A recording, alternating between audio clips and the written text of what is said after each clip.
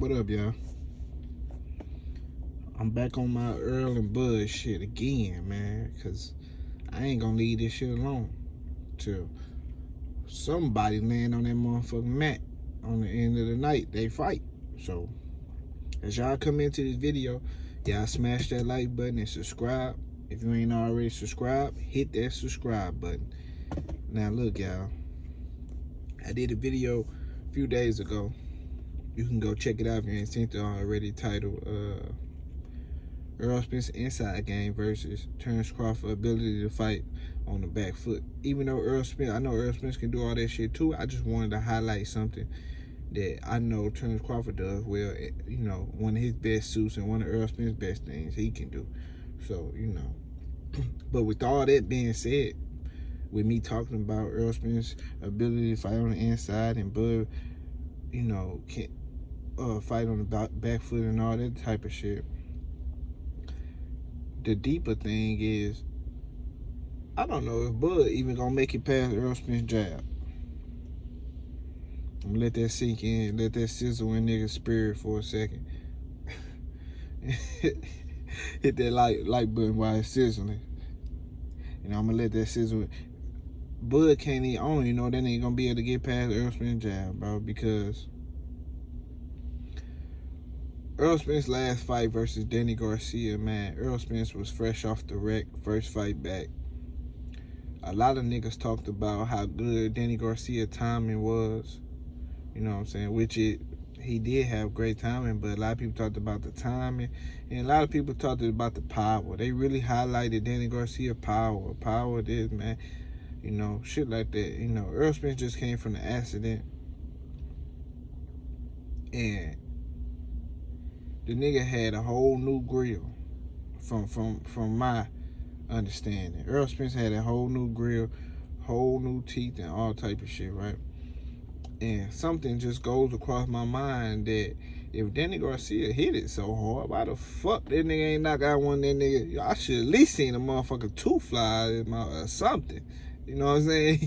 He hit that hard. I mean, he ain't knock out no teeth. That nigga ain't do nothing. You know what I'm saying? So I look at Danny Garcia timing, and I look at Terence Crawford timing. You know, for years, don't try to backtrack now. For years, niggas, Danny Garcia timing is a big part of his game, bro. You know what I'm saying? He had one of the best, he has some of the best timing in boxing. You know what I'm saying? That's what he centers his whole game around. Countering niggas, catching you. You know what I'm saying? Trying to knock you out and shit.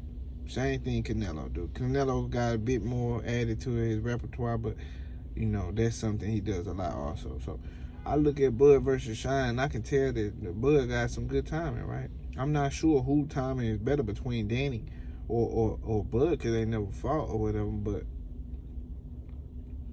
I'll just say Danny because I seen his timing a little more than I seen Bud shit. You know what I'm saying? So with Danny Garcia having that great time and Bud having some good timing, you know, I look at Errol Spence and his jab being able to dominate Terence Crawford in a lot of different ways because I don't see Bud having shit to be able to stop it. You know what I'm saying? If you pay attention after the Errol versus Danny fight, you see I'm gonna ask you niggas a question. What was one of the first things Danny said post press conference after the fight? No, what was just put that shit in. What'd he say?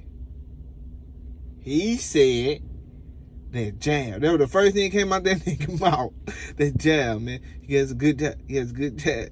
Because all that power and all that time that niggas was talking about, that nigga couldn't even get past the jab, bro. And I think that same shit gonna happen in Bud, you know what I'm saying? Along with a whole bunch of shit coming behind it. You know what I'm saying? Because I know Bud ain't hitting harder than Danny, bro. If you niggas can think that shit, you can stop that shit right now. I really don't think that. You know what I'm saying? The timing is up in the air, I'm not sure. But Errol Spence is able to change levels with his jab, and you know, he throws different jabs, he never throws the same jab, and then he throws different shit behind the jab to mix it up to keep it unpredictable. But is able to adjust and shit like that, but I looked at the fight with Sean. He was able to, you know what I'm saying. I heard people say that he took away Sean's jab, but Sean ain't really. His jab was ass in that fight. And he ain't one of the best jab. He ain't got one of the best jab in the 147 division any fucking ways. You know what I'm saying? In my opinion, it's Errol Spence. He got the best jab in the division, but I seen Bud have issues with Kell Brook jabbed a few rounds that Kell Brook didn't get touched on his eye socket, his face or whatever before he played dead. You know, I seen him doing some good work with the jab on Bud, having some little success. But who I mostly seen jab the shit out of Bud was Jose Benavidez. He had a longer reach than Bud though, but well, I don't know if he had a longer reach, but he was taller. You know what I'm saying? He had like a longer frame or whatever, so he was able to just jab Bud at will, and it seemed like Bud had an issue with even getting in, bro. Like with closing the distance. You know what I'm saying? But Jose Benavidez's problem was he got hit with a chopper, 7.62, right in the motherfucking leg, so the nigga couldn't bring no power to the shit. So, you know what I'm saying? That's gonna be the difference between Earl. Like, he'll be able to step into his jab and those shotgun jabs and, you know, par with the jab. It's just his jab is just on a whole nother level than any other guy in the division I didn't see. Period. Shit, 154 too, but a person I see with an excellent jab at 154 is Tony Harris. He got a good ass jab too at 154. But like I'm saying, like I ain't seen nobody at 147 with a jab like Earl. So Bud got some shit on his hands, man. With all the shit, I believe that's gonna happen. I really feel like he gonna get dogged, to be on some real shit, but we gonna make this shit fun because you niggas been talking a lot of shit for a lot of years, so I'm gonna go all in on y'all last, so don't worry, it's coming. You know what I'm saying? It's coming, my boy. It's coming. You know, Bud got some shit on his hands, man. You know what I'm saying? I'm done talking about the who. I seen some shit today, right, on my timeline about how what was that? Hold on, let me ignore this phone call. I seen some shit, like I was saying, I seen some shit on my timeline today about how what was that? Bomac saying that they avoided a fight. I mean, they didn't want to fight. Some shit like that. I don't want to talk about that shit no more. I'm done with that because I know the fight happening next. I just, you know, I don't know for a fact. I ain't got no inside sources or nothing like that. These guys be saying they haven't, but I've been seeing some shit. You know, I got a good feeling that these niggas gonna fight next. So all that other shit, man, I ain't really trying to get into that shit right now because I want to talk about the fight. I think Earl gonna beat the fuck out y'all nigga Crawford, man.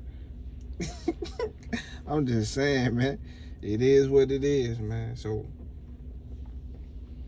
I got future videos coming, man, where I'm gonna cook you niggas with nothing but facts. I ain't even gotta, you know,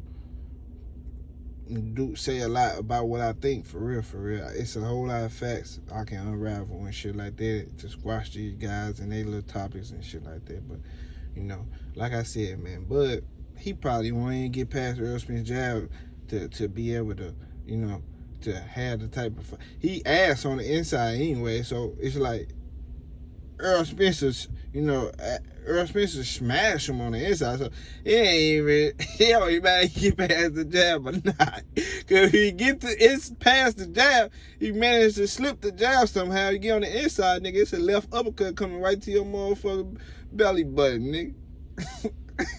You know what I'm saying? It's a left uppercut and a right hook, a double hook, left hook, and a right hook coming to the body, bro. So it don't even matter. And Bud won't be able to do shit about it because one thing I peeped from that nigga right in the beginning of the fight with him and Shine, he tried to wrap Shine up to show nigga because he was strong.